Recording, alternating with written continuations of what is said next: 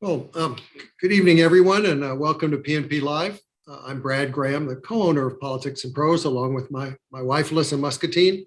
And we're very pleased to have with us this evening veteran journalist and author John Pomfret, who will be talking about his new book, From Warsaw with Love, Polish Spies, the CIA, and the Forging of an Unlikely Alliance. A couple of brief housekeeping notes first, though. Post a question at any point during the discussion, just click on the Q&A button at the bottom of the screen. And in the chat column, you'll find a link for purchasing copies of From Warsaw with Love. John worked for the Washington Post for 2 decades as a foreign correspondent, Los Angeles bureau chief, and editor of the Outlook section. Abroad, he covered wars, revolutions, and many other stories in Europe, Africa, the Middle East, and China. He's especially known for his expertise on China, having originally gone there as a student in 1980, and again for 2 stints as a journalist, once in the late 1980s during the Tiananmen Square protests, and then from 1997 to 2003 as the Post's bureau chief in Beijing. His 2 previous books drew on his China experiences. Chinese Lessons, which told the story of some of his university classmates, and The Beautiful Country and the Middle Kingdom, which examined the US-China relationship dating back to the 1700s. John also spent several years in the mid-1990s as a journalist based in Warsaw. It was there that he began hearing rumors of how Polish spies had saved a group of Americans in Iraq several years earlier. That led to quite a story eventually, which ran in 1995, and prompted John years later to pursue a book about how Polish intelligence officers forged an alliance with the CIA in the wake of the Cold War. From Warsaw with Love is that book, and it reconstructs the history of an extraordinary collaboration that one-time CIA Director George Tenet described as one of the 2 foremost intelligence relationships that the United States has ever had. Reviewers have called John's account eye-opening, insightful, and riveting, but also troubling and disquieting for a damaging, scandalous turn that the cooperation eventually took, and what showed, as John writes, what happens when the United States asks for too much. In conversation with John this evening will be Evan Osnos, a staff writer at The New Yorker, who, like John, spent some time reporting in China, and in more recent years has been based in Washington covering politics and foreign affairs. Evan also has written several books, including the award-winning Age of Ambition, drawing on his 8 years in China, and a biography last year about Joe Biden. Most recently, this fall, Evan came out with another compelling book, Wildland, which examines how polarized Americans have become, yet how connected we still are. So, John and Evan, take it away.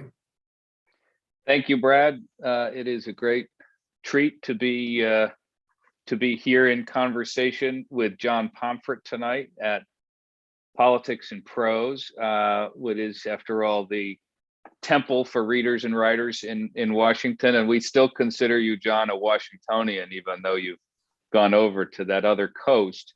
I'm going to take just a second here at the outset. I want to tell people a bit, just a little bit about this book, and it might embarrass the author. So I'm going to look past him and just talk to you, dear reader, to tell you that this is, without question, one of the most satisfying books I have read in a very long time. And I read a lot of books. It's just an absolute pleasure and a real feat of writing and structure and of hard thinking and of just sheer fun and delight. I think we could all use a little more of that in our reading lives. There's a few things that this book does, which are really important. And then, John, I'll get to a question. But first, I just want people to understand why this book is unusual. It is, first of all, a book that delves into a relationship, a piece of American foreign policy and intelligence history that nobody knows anything about, which is very hard to do. It genuinely teaches you something that you don't know when you start at the outset of this book. It is also a way of talking about this turn, the illiberal turn in European politics, particularly in Polish politics, and how that must be understood in the context of everything that came before. You also just have absolutely delicious characters. And that is, in the end, the thing that is really devilish and satisfying, is that this is a spy story. And there is a certain kind of reader that loves a good spy story and can sniff out at the beginning when something is good or not good. And this one, I'm pleased to say, is very good. In fact, I am just, John, I'm going to be honest. I'll put my cards on the table.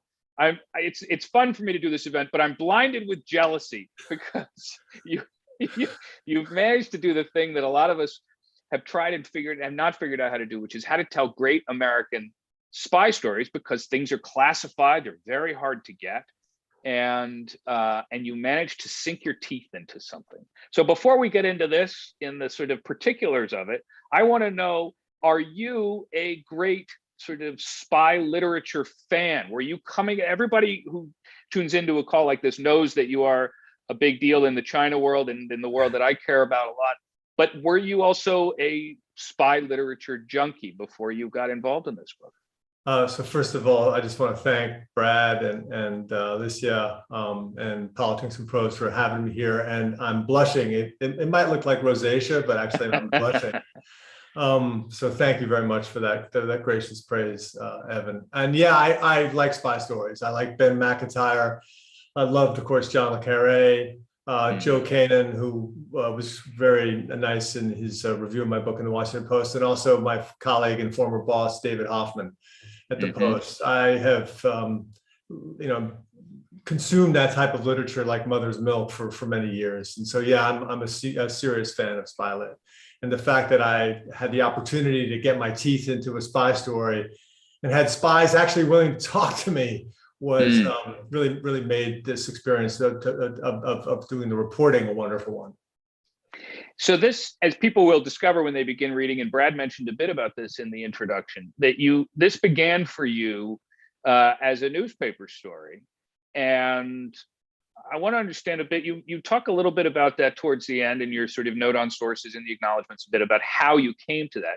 But talk a bit about how this came onto your radar screen. And then when did you begin to sense that you had this larger story to be told, not just about one caper, but also about an intelligence relationship that it is an astonishing fact. As you said, George Tenet described it as one of the two most important intelligence relationships the United States has had is with Poland. So how did that begin to gel in your mind? So I got the first tip about the fact that the Poles had done something pretty extraordinary for the Americans in 1994. The Post sent me to Eastern Europe, and our bureau was in Warsaw, but basically they sent me to Sarajevo. So I would do these long stints in Sarajevo, and then they would send me back. I would go back to Warsaw for a little kind of R&R and some sleep.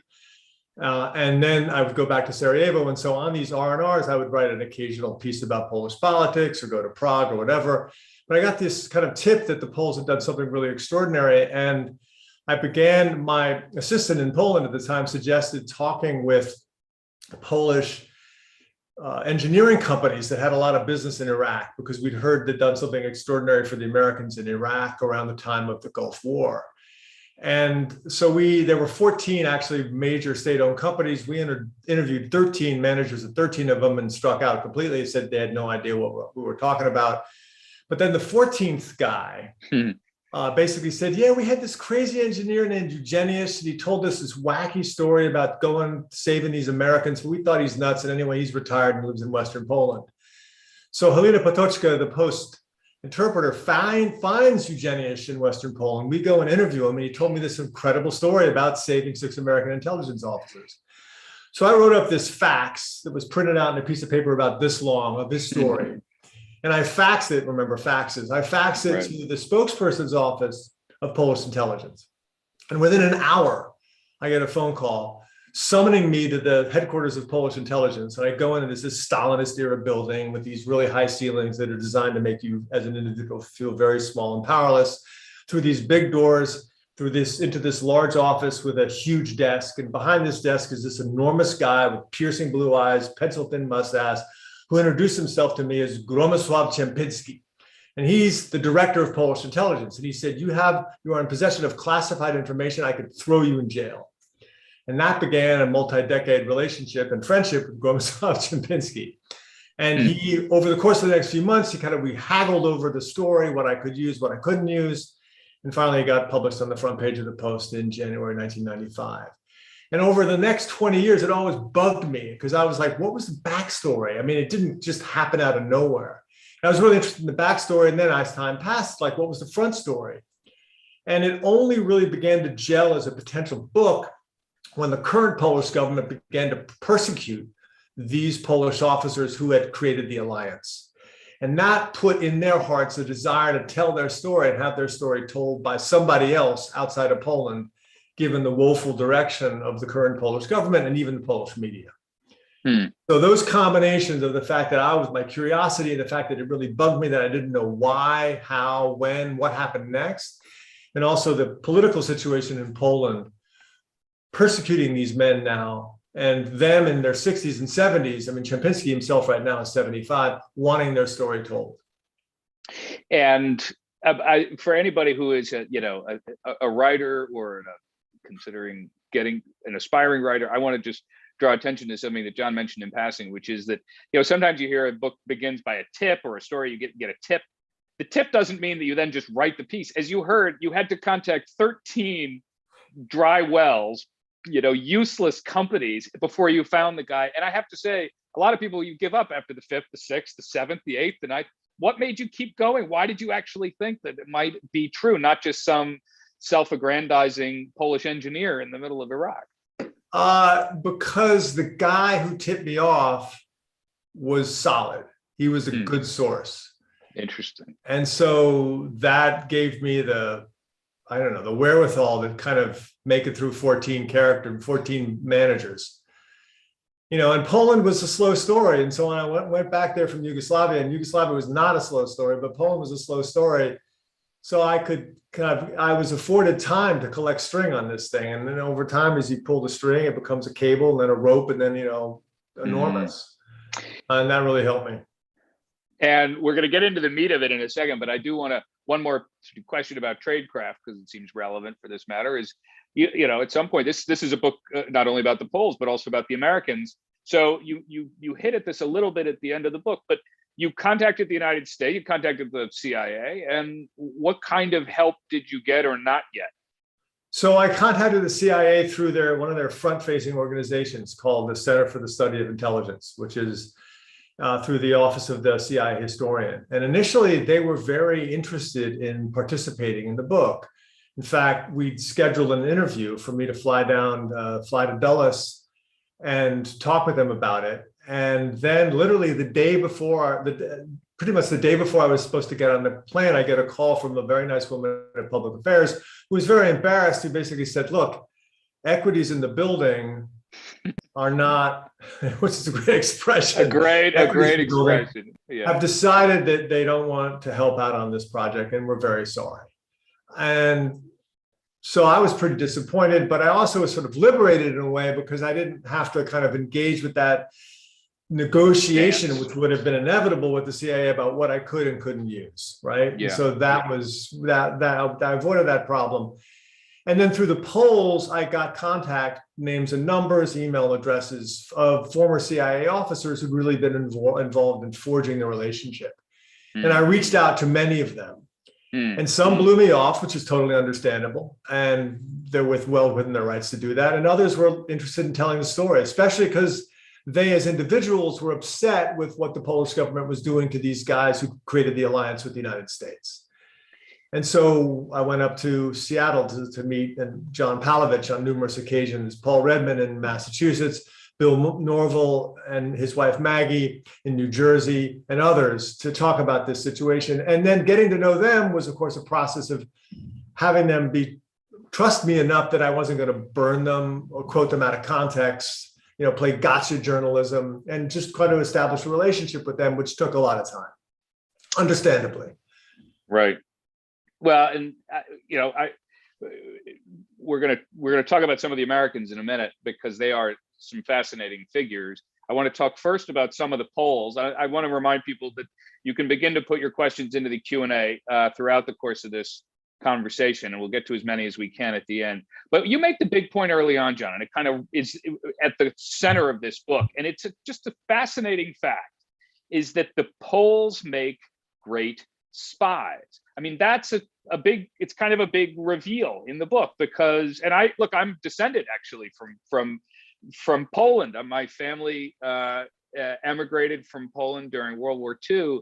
And a lot of this was really news to me, and kind of, frankly, I now walk with a little more of a skip in my step, knowing that I'm descended from sort of, espionage genes. Why is it, do you think, that the Poles make great spies, and how do you quantify that? Why is it? Because you give a couple of great examples of why it is that they are, and how it is that they are generally recognized as fine practitioners, essentially, of the trade. So, I mean, as Dan Fried was a long-serving U.S. diplomat, said, if they weren't good spies, Poland would probably not exist. I mean, you look at where Poland is; it's sandwiched between Germany on one side and Russia on the other. They've been split up and occupied and carved up in pieces by the Austro-Hungarians, the Russians, the Swedes, the Germans, for centuries. And their kind of strong suit, excuse me, was in the intelligence area. I mean, in the 1920s, right, the Soviet Union invades Poland, and the only way Poland beat back the Soviet troops was, according to the miracle on the Vistula, which was actually the Poles breaking the Russian codes. They knew when when the Soviets were going to attack. They countered the attack and they beat them, actually beating one political commissar by the name of Joseph Stalin, who then from then on had it out for the Poles, beat them back. At the same time, their German intelligence officers were in the process of getting the German codes, and they actually created the first and obtained the first copy of the Enigma machine, which they passed on to the Brits and the French. The French couldn't break it, but the Brits ultimately did, but they wouldn't have broken it without that Polish work. During the Cold War, they were considered by the United States to be second only to the KGB in terms of their ability to amass information and also to cultivate human intelligence sources in the United States. Because in the American conception, the Poles weren't the enemy. And so they could pass through American society much better than the Russians could. Remember that great line, right, by Jerry Ford, sort of claiming that Poland was in the free world. I mean, not even the presidential candidate could conceive of the Poles as being dangerous. And they played on that, they leveraged that, and they did very well in the United States in terms of obtaining American military technology, for example, which kind of forms the basis of the beginning of the book. So in a sense, they were sort of aided by the fact that they had this terrible strategic position. They were sort of born with bad geography, and being sandwiched between these big kind of political megafauna. But then they also developed a culture that was suited to kind of easing in and out of these moments of kind of looking too conspicuous. Those were sort of some of the key moments. And a huge focus on math, which allowed their signals intelligence to be excellent. Very, very strong signals intelligence. So the math focus, the very powerful math was very important, specifically when it came to the Enigma. The other piece of this that is important and why the US and Poland ended up building this intelligence relationship was sort of even beyond the realm of intelligence. The US and Poland have, as you put it, there was a sort of natural kinship. You say that there was something intangible drew the Americans and the Poles together. I find that really interesting and rings very true to me. And it's a hard thing for me to put into words, but you've thought a lot about it. What is it, do you think, that makes these two countries have some natural resonance? I think history between peoples kind of matters. And the Poles, there were two incredibly important Polish military officers who helped the United States during the Revolutionary War. One of them, Kazimierz Puławski, arguably saved George Washington's life. Second, Tadeusz Kościuszko was the longest serving foreign military officer in the United States, and he was really important in creating basically, battlefields and defenses. He created the defense around West Point. So these people really did yeoman's work for the United States at the time. And Poland's constitution was the second constitution in the world, next to the United States, first constitution in Europe, modeled after the American Constitution. And then when Poland kind of disappeared in the 19th century, the Americans carried water for Poland. And actually the 13th of Woodrow Wilson's 14 points at the end of World War I was a free and independent Poland with access to the sea. So, and then from the Polish side, pretty much every Pole or every other Pole has has an uncle in the United States, given the immigration. And that uncle is invariably considered a rich uncle. So America was this promised land for many Poles, and that feeling for them did not fade during communism at all. And so there's this kind of natural bond between the peoples, if you will, that's sort of undergirded by their shared history. One of the running themes throughout the book, which I enjoyed, I used to live in Chicago. I worked at the Chicago Tribune, is that Chicago is, from the Poles' perspective, the actual capital of the United States for all meaningful purposes. And so a lot of the spy stuff was being run out of the Chicago consulate. I mean, that's where the residentura was, I guess, right? I mean, there's something wonderful about there's all of these grace notes in the book that I think will really chime to people who know a bit about this. One of the real pleasures is the character Marian Zakharski. And I'm probably getting some of that pronunciation wrong, but he's a really fascinating character. And he is, I'd like you to just explain a bit about who he is and what significance he had, why he was good at what he did. And then eventually you got to meet him in person, from what I could see in your acknowledgments or your source notes. Anyway, tell me about him. So Zakharski is this extremely ambitious, somewhat narcissistic, very good looking, good tennis player, graduated in law from the University of Warsaw. And he is hired by a Polish state-owned company to come to America to sell machine tools in the mid-1970s. And he initially goes to Chicago, and Chicago's freezing, and he grew up on the coast of the Baltic, and that was pretty cold too. And he wanted out of that weather. And so he basically finagled a transfer to open up a bureau of this machine tool company in Los Angeles, in the machine tool company called Polamco. So he arrives in LA because he wants the beach. He rents a condo with his young family in Playa del Rey, and he starts selling machine tools. And he has no relationship with intelligence whatsoever. So then on home leave, his first home leave, he goes back to Warsaw, and he's contacted by Polish intelligence, which say, hey, we've noticed that you live in LA. Would you mind spying for us? We're interested in industrial espionage. We want you to get information so we can actually improve the quality of our lathes, right? Our machine tools. Basically, it's just industrial espionage, which is what Poland really was important. It specialized in that. Stealing pharmaceutical recipes, et cetera. And so he goes back to LA really pepped up and psyched to be a kind of a spy. He thinks he's going to be a spy. He's actually an agent of a real spy. He knows nothing about intelligence. He goes back to the States, and then just through sheer luck, he bumps into this guy named William Bell, who happens to be a senior engineer at Hughes Aircraft, who is working on the early iteration of stealth technology. And Zakharski, just because he's an attractive guy, he and recently Bell had lost his son, who had died in a camping accident in Mexico. And Bell kind of looks at Zakharski as like his sort of a younger version, or a version of his son, really reminds him a lot about his son. So the two develop this really very close relationship between Zakharski, who's in his mid-20s, and Bell, who's approaching 60.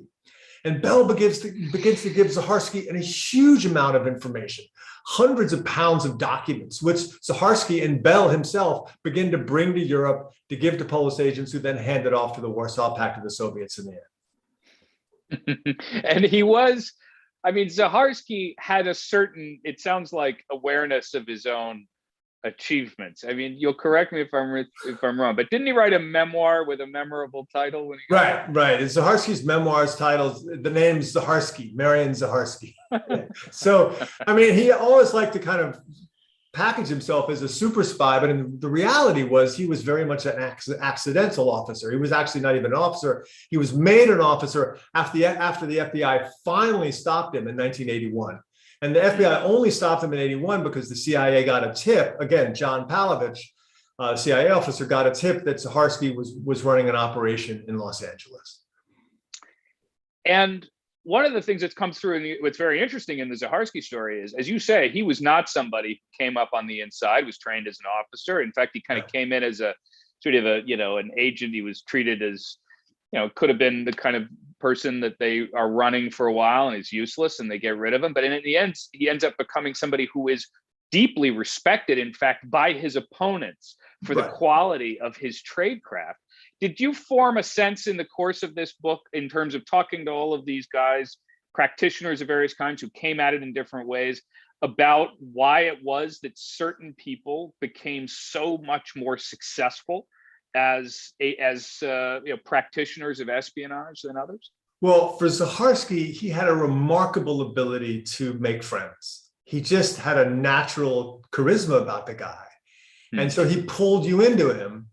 And he was, kind of outlandish, narcissistic for sure, but he kind of enveloped you in his personality. And that did really well in Southern California.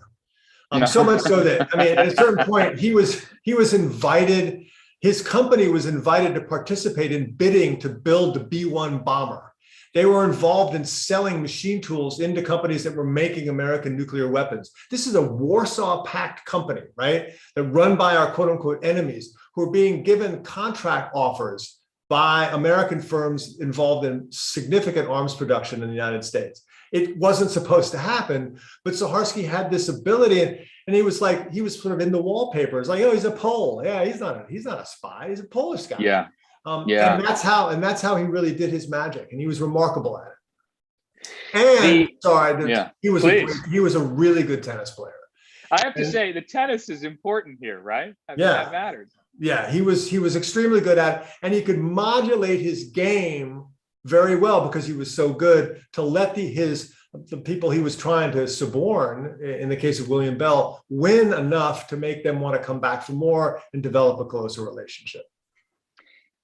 It's since we've gotten this nice picture of a Polish spy, it seems right now for us to get a vivid picture of an American spy, and you bring to life in wonderful ways John Palovich, who is somebody remarkable. But tell us a bit, because he comes at it from a different perspective. He's a guy who came up through the system and was almost sort of like, he was more important, ultimately more successful than his portfolio sort of had room for. He ended up being this kind of super level officer in the agency.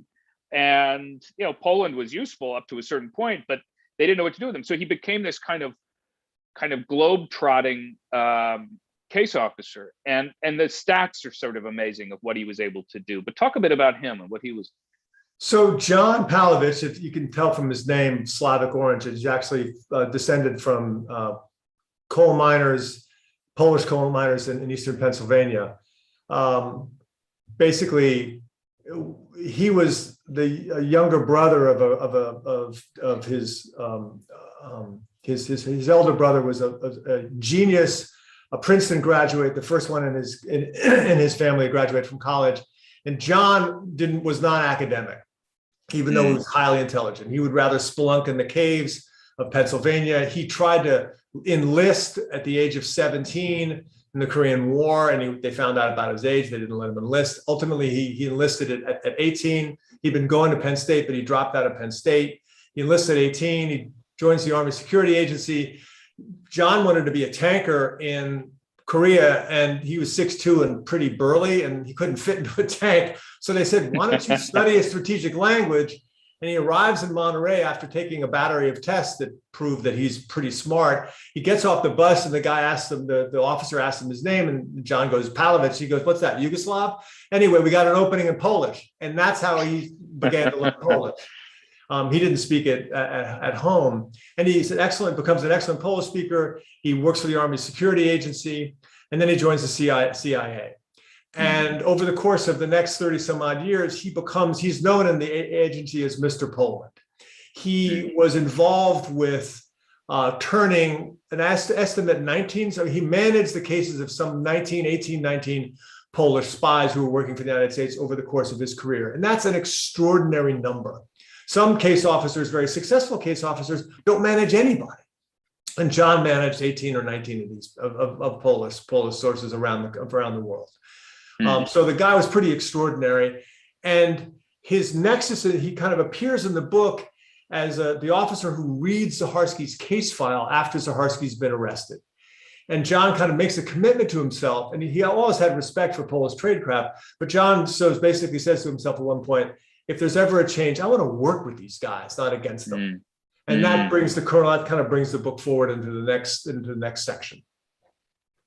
One of the things this book does, it's a kind of it's an elegant bit to achieve and to do it as well as From Warsaw with Love does, which is that you actually you show the United States from the perspective of a small ally.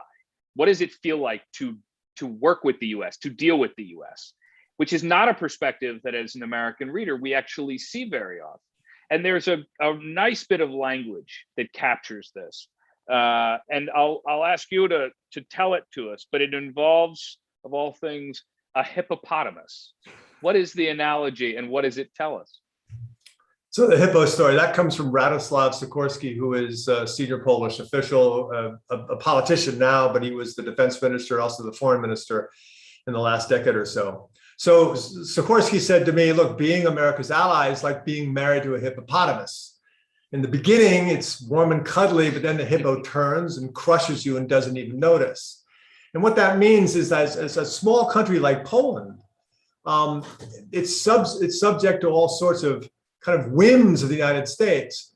And as a Polish official said to me, when the United States comes knocking, a country that is so critically important to Poland's, sort of present, and it has a request, it's very difficult to say no. And that's what it's like to be married to a hippopotamus. If it wants something, it generally gets it. And there is, after all, a period in this book when the hippo turns and things get very complicated for Poland. And it's a really fascinating and tragic interlude in here, is that at a certain point the US really takes advantage, sort of exploits the relationship with Poland by asking it to host a black site in the post 9/11 period. And the Poles at the time, you tell us, were not informed that torture was ongoing at that location. And eventually, when this leaks to the public, the CIA did nothing really to intervene and to sort of talk about Poland's role in that. Can you give us a sense of that episode? How did it come to be, and what do you think is the legacy of it? So this is a sort of one of the tragedies of the book, is that the CIA inevitably, and actually a CIA station chief in Warsaw sort of predicted this was going to happen back in 1994 as he wraps up his tour. He goes to the Poles and he says, look, we have this amazing relationship right now, but at a certain point we're gonna screw you. He says, we're not going to screw you like the Soviets screwed you, but we're going to screw you in that sort of well-meaning American way. But we're still going to screw you, and we need to figure out what we're going to do when that happens. And flash forward to after 9/11, and George W. Bush goes to President Alexander Kwasniewski during a state visit that Kwasniewski was having in Washington after 9/11. And he basically says to him, look, we have these guys. We've arrested them, we've detained them, and we need to put them somewhere so we can find out what they know about the potential next attack. And Kwasniewski, being an ex-communist, was extremely eager to help. He was the first ex-communist politician to have been elected in a democratic election in Eastern Europe. And he was always eager to help the United States because he felt it necessary to prove beyond the shadow of the doubt that his party had left communism behind and they were ready to embrace the Western order, the liberal democracy, et cetera. And so he was kind of on best behavior. I mean, they were very active in terms of supporting the US invasion of Iraq, for example, because he felt the need to sort of prove beyond a shadow of a doubt that he was no longer a communist. So Kwasniewski says, yes, you can put these guys in a villa, literally, inside in the grounds of the Polish intelligence training area, which no one can go into. So the Americans begin to bring these terrorist suspects, probably as many as 11 of them, to the villa, where they were subjected to enhanced interrogation techniques. That's in quotes. And the Poles have told me, have insisted that they knew nothing about what was happening in the villa, except they got indications that things were not going well. For example, there was an order for a metal cage that they had asked the fabricator, what was this for? And the fabricator said it was for a tiger, but it didn't explain the fact that it had a chemical toilet inside the cage. There was indications about the Polish guards, from the Polish guards who were around the villa, that bad things were happening inside, but they never could go in to see them. And then, so this was happening, and it really made the Poles very nervous. And at a point in early 2003, they went to the Americans and said, we got to shut this thing down. And then on March 1st, 2003, Khalid Sheikh Mohammed, the alleged architect of the 9/11 attack, is captured. And the Americans go to the Poles, they say, we just got one more. And so the Poles relent. And the CIA at that point then sends $30 million in cardboard boxes to Warsaw as a sweetener. And the Poles kind of relent and let it happen. He was the last one. Ultimately, the thing was finally shut down in September of 2003. And then the CIA begins to leak about it. Which was good for all of us, that we learned about this from Poland's perspective. It was disastrous because here they'd gone out of their way to help their ally, seeing, looking at themselves as very loyal to America, and then they get screwed over. They kind of left holding the bag and responsible for this problem. So it really caused a lot of problems within the Polish government. But the problem was they had nowhere else to go. They couldn't go back to the Russians. They couldn't embrace Germany. America's pretty much their Hail Mary. And so they held on to the United States, and they continued even after this happened to do aggressive joint operations with the CIA and with other American intelligence agencies. It's impossible not to hear that story and to think about, and also that station chief's kind of prophetic warning. And also to think about the experience in Afghanistan recently and the way that the United States did not, in the end, protect its partners there in the way that we had said we would, or no, I think the way that we imagine ourselves would. How do you think about that? Is there a resonance there at some point? Yeah, totally. I think, and interestingly enough, the book is filled with these type of resonances. Another one, which is a little bit off subject, but I think it sort of gives you an idea of how these kind of things keep on coming back to us, that these mistakes we've made in the past, or these successes that we've made in the past. And not only do we not learn from our mistakes, we also have a problem with learning from our successes. And I'll give you a small example. In 89 and 1990, as Poland made its change from sort of communist Poland to quote unquote free Poland, the Poles were debating what they should do with the communists.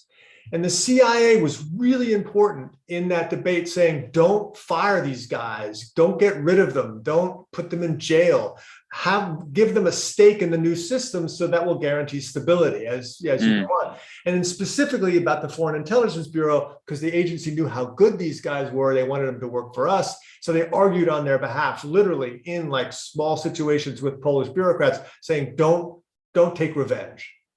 And Polish Prime Minister at the time, Tadeusz Mazowiecki, had this famous speech when he talked about drawing a thick line between the past and the present. We're going to go forward. Flash forward to the Iraq operation, when we invaded Iraq, and L. Paul Bremer and all these people wanting to fire all the Baathists. The Poles were looking at this because they were involved. They had a sector, the Poles managed the south central sector of Iraq. They're like, don't do this. This is the mistake you convinced us not to make in Poland in 1989. How can you be doing it here? It's crazy. And the Americans did it. And the Poles basically predicted, if you do this, you're going to have a civil war in your hands. The Baathists were fired. They were kicked out of the police, and boom, you have a huge civil war in Iraq. So we haven't even, speaking of Iraq, it's a little bit, this is a little bit like asking Mrs. Lincoln about the play and not hearing about the main event. I mean, there is this hell of a story at the center of it, in which it was, at another point in Iraq, but when Polish spies helped Americans get out. And, that story in and of itself is quite remarkable. I'm sort of tempted to hear about it here only because I think readers who should know just how much fun this really is, but don't give it all away, but give people a feel for some of the texture that you were able to suss out in the course of your reporting on that.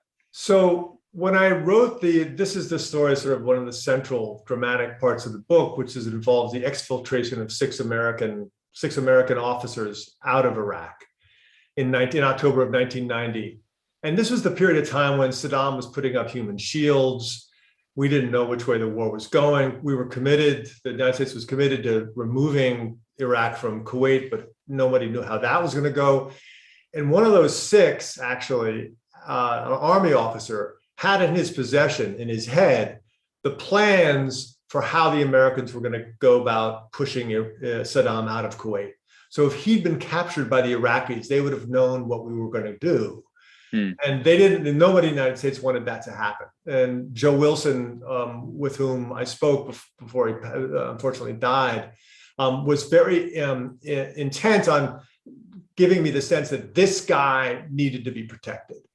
And there were several others, 5 others. There were NSA communicators. There was a station chief in Kuwait. There was another US Army officer. They needed to be moved out quickly as well. And we looked around, the United States looks around the world for helpers, and they talked to the station chief in Warsaw by the name of Bill Norville at the time. And they asked Bill, could the Poles handle this operation? And Bill's like, absolutely. And so the request goes out, and within a day and a half, the Poles decide we're in. You know what? So I want to go back.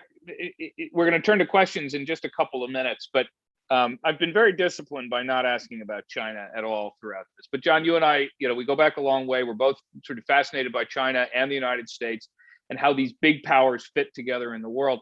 How, you've written 2 books on China, terrific books on China, and now you come to this topic. In what way was China in your mind at various moments? How did it, if in any way, did it refract through what you were learning and thinking about both Poland and the United States and Intel? So they're both, in a way, different iterations of kind of post-communism, even though China is still kind of technically communist. But they're both different iterations about what kind of post-communism is all about. And that just interests me, about how people who lived in this kind of totalitarian system make a transition and what that transition looks like. And obviously you could say China now is kind of resuming its totalitarian roots in some ways. But in the 80s, 90s, and early 2000s, it wasn't actually very clear that that was the direction it was going to take. And that kind of living in that post-totalitarian world for me was something that I learned a lot from, and I could take and use in my kind of view of Poland as well, because they took a very different route.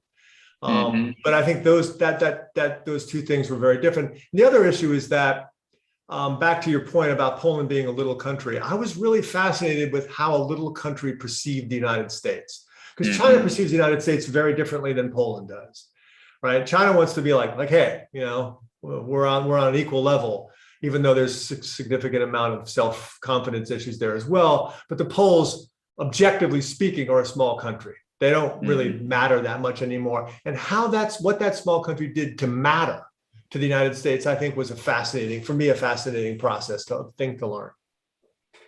I mean, obviously, there's a natural parallel between the way that Poland had no choice but to get good at intelligence, and neither did Israel. Israel is also a sort of major intelligence power, partly because geography and scale required it. Exactly. And actually, the Mossad was very helpful to the Poles in helping them establish and prove their intelligence agency, particularly because a blood bond was formed between them early on into the administration of the first Free Polish government, which then began this operation to shuttle Soviet Jews out of Russia to Israel.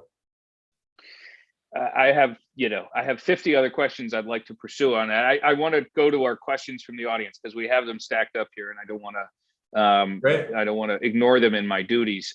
The first question comes from Lorenzo, who asks, did you or your publisher have any information clearance problems with the CIA or any Polish government agency? If so, what were the issues resolved, or were there some details that you wanted to include but finally had to be omitted for that reason? So there were no information clearance problems because I had no official cooperation from anybody. So that kind of solved that problem. In several cases in the book, I don't identify people because they're still serving with the CIA. But I know their names, but I just didn't want to identify them because there's no need to do that. So I just, believed in protecting people who are actively serving the U.S. government. And, along the lines of this question of the CIA's, in this case, non-cooperation, did you come to a view about to use their immortal phrase, why the equities in the building turned against cooperating, what it was that they didn't want to. I think that they understood that I was interested not simply in the event of the exfiltration of the 6 Americans in 1990, but I was interested in what happened after.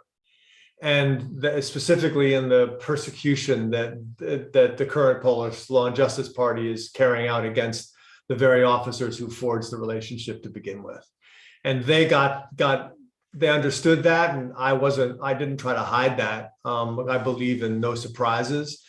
So, and I think that they thought that might influence current operations and current relations with the current regime in Poland. And they decided, hey, let's just lay low. On the other hand, and I don't know whether this is true or not, but my sense was the CIA could have reached out to all these former officers and said, don't say anything to this guy. And they never did. And so maybe there was like a don't ask, don't tell quality to it, but I know that's just me guessing. And for people who are curious, have you had any reactions so far from the Poles on the government level, or not something you've had to contend with? So officially nothing. It's caused a bit of a splash in the English version in Poland because it tries to, I think, objectively tell the story of a group of people who at a very interesting and specific time did a lot to bind Poland to the West. As one Polish diplomat said, we didn't want to have the Americans think that we just needed a handout. We wanted to prove that we were useful, and we used intelligence as the way to prove our usefulness to the United States, and we succeeded. And the fact that these guys were ex-communists, whatever, it didn't matter. But to the current Polish government, it matters very much, and they're intent on punishing them. And that tension is where the book is fit in Poland. It's part of a broader debate about, whether Law and Justice is right to cut these guys' pensions to below poverty level, et cetera. A question from Aaron, who asks, what relationship, if any, do you see between Catholicism and the spycraft intelligence culture in Poland through its history? That's a great question. And I think that there's a intimate relationship, and the fact that I didn't mention it previously is my bad, if you will. And the interesting thing is that Polish spies during the communist time, in fact, the Rome station chief was one of the top posts for a Polish spy to be sent to. In fact, Alexander Makowski, who is mentioned in the book, was the resident in Rome for many years. It is one of their centers for monitoring solidarity, because solidarity was so important. The Catholic Church was so important in supporting solidarity, but also in terms of sort of trying to gain information about the rest of the world through the Catholic Church. So I think that there's a very close relationship. I think the Catholic Church is one of the reasons why Poland kind of tossed off communism as well, because it's that the Catholic organization was so important to supporting solidarity and the other unions that were fighting against the communist regime. So that's a great question. I think culturally there was a lot of real back and forth and cross-pollination between the spies and the priests, if you will.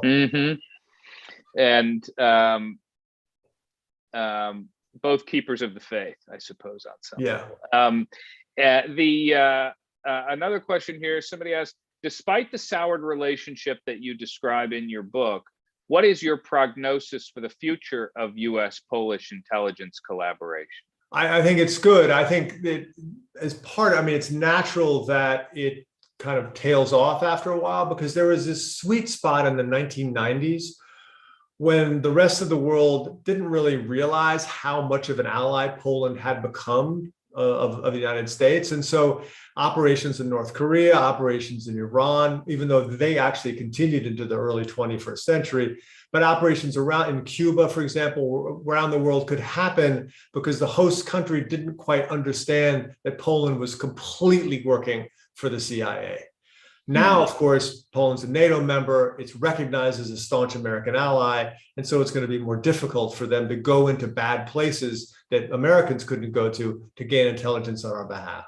That said, the relationship, I think, has a really strong foundation. So no doubt I have no doubt that their joint operations continue. I'm going to paraphrase a question that was sort of posed as a comment, but it's worth exploring. This question about them not knowing about what was going on in the black site. What makes you think that's true? I mean, wouldn't it be to their advantage to say, of course, we had no idea, and who's going to disagree with it publicly? Exactly. And so I was always careful in the book to say that they said they didn't know what was happening.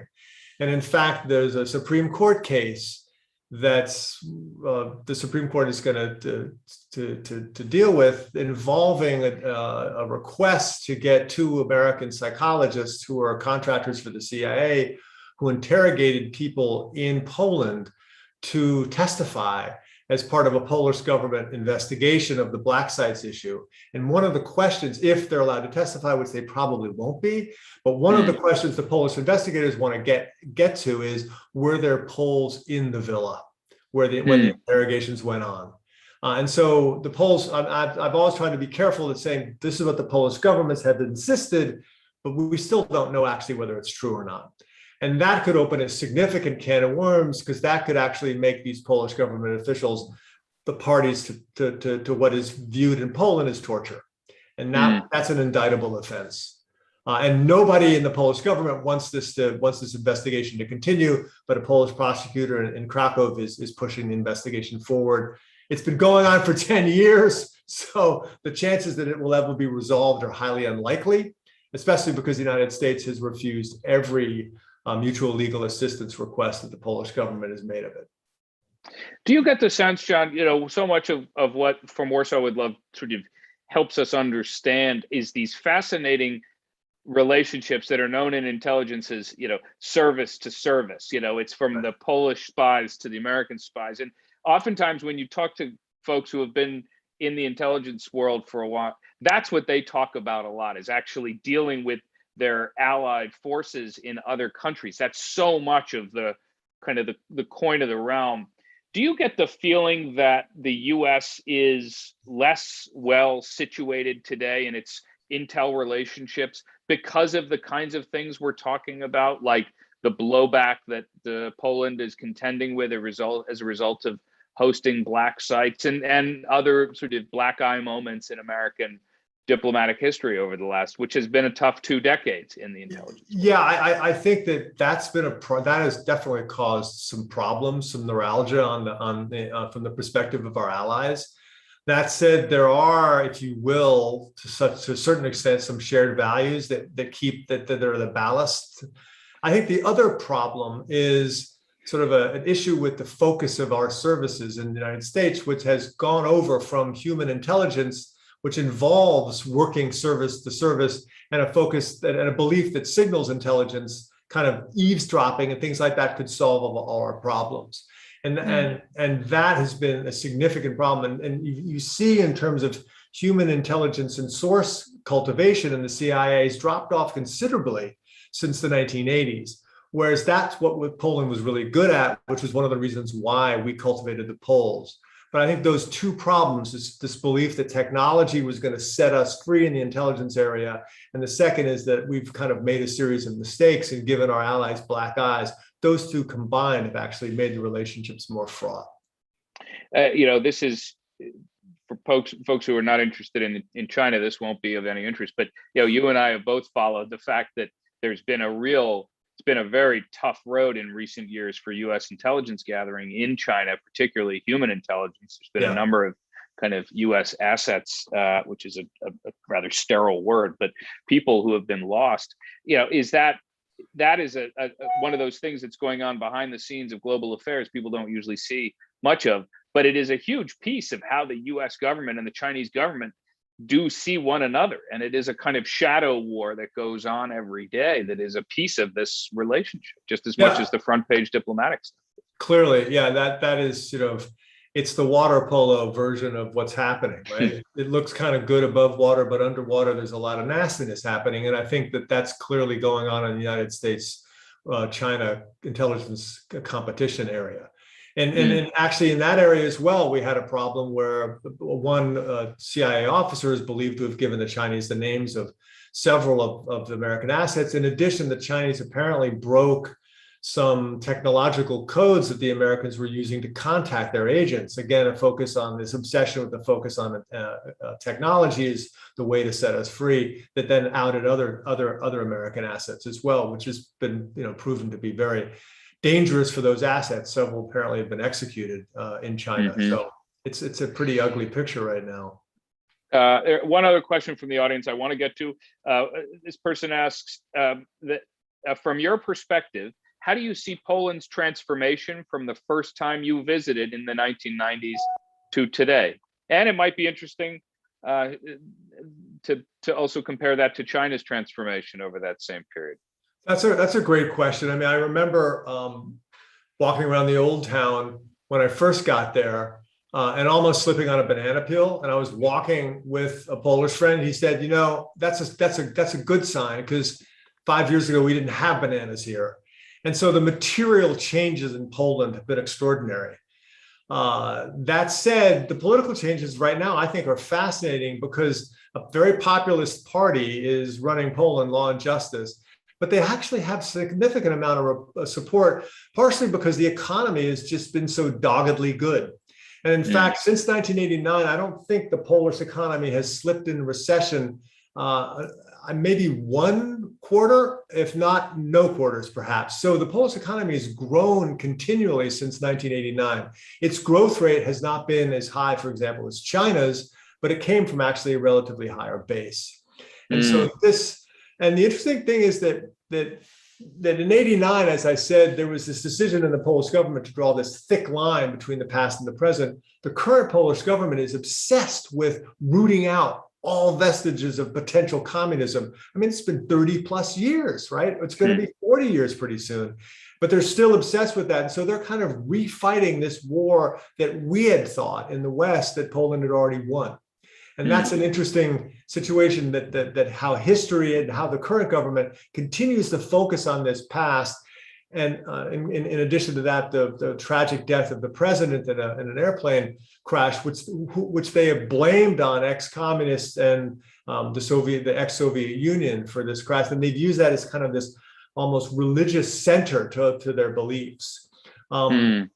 And it's a bit of a tragic situation. And the Polish liberal parties are fractious and they're not united. And it's it's a mirror in one way to what's happening in the United States, except it's going on longer in Poland than it's gone on in this country. And Applebaum's written about some of those parallels in ways that have been very illuminating. Yeah. One last question that we have time for, and then they're going to yank us off. But I would love to go on at greater length about this with you. But one you make an interesting point, bringing it back to the question of sort of the nature of what it means to be an ally with the United States and some of the sort of perils of that. Towards the end of the book, you write this: allies need to be chosen wisely, and it's essential to know what makes them last. For all of this to succeed, the United States needs to ensure that it remains the best hippo it can be. After all, there's more than one hippo out there. What are you referring to? What are you thinking about? And point us forward a bit. So I have kind of in having this unique experience of living, how America treats its allies through the lives of these spies. I've gotten a perspective on my country, which I think is, for me, was a remarkable experience. And I found that the early iteration of the CIA officers who engaged with Poland in the 80s or 90s had a recognition and a sense of the history that united the two countries. But the later generation didn't. And basically, it was much more transactional and much less values-based. And I think that is not a good direction for us to go with in any relationship with our allies. We need to kind of remind ourselves why we got into bed with these guys in the first place. It's because we shared values. And if we forget that, then we do them a disservice, and we definitely do us a disservice as well. And I think that one of the CIA's problems, because it kind of went down this moral rabbit hole with the black sites, it doesn't feel kind of confident enough as an institution to begin to restate the necessity of these values, but it's got to. Because that's our strength in the West, right? I mean, despite all democracy's problems, it's still, the best system so far. And I think that the necessity of kind of approaching the relationship with humility, but also approaching it with values, is really key to making it successful. Well, I think we may we may be out of time. I have to say, I just want to remind people the book is From Warsaw with Love. Buy it, enjoy it. It is a real treat. The name is Pomfret, John Pomfret, and thank you, John, for writing this. And I learned a lot, and it was a pleasure to read. Over to you, Brad. Thank you so much, Evan. It was great. My pleasure. I learned a lot too. I mean, excellent moderating, Evan. What a fascinating discussion that brought out so many interesting aspects about the spy world, which we don't normally hear. And you know, one of the cool things about this cover is you have the top of that 1995 story, you know, about the exfiltration of those 6 American spies. It's captured right here. Yeah, I was desperate to get a double byline, you know. So. Yeah, and you know, it's a terrific title too, John, but listening to you talk several times about that hippo reference, I wondered if you tried to work hippo into the title at all, you know, living with a hippo or something. Yeah, I left it for the kicker. You left it out. Well, you know, and it is such an amazing story, which the world might not have known had you not initially had the instinct and the energy to pursue that first rumor all those years ago. So there's an important lesson just in that. Thank you. To everyone watching, thanks for tuning in. A reminder that in the chat column, you can find a link for purchasing copies of From Warsaw with Love. From all of us here at Politics and Prose, stay well and well read.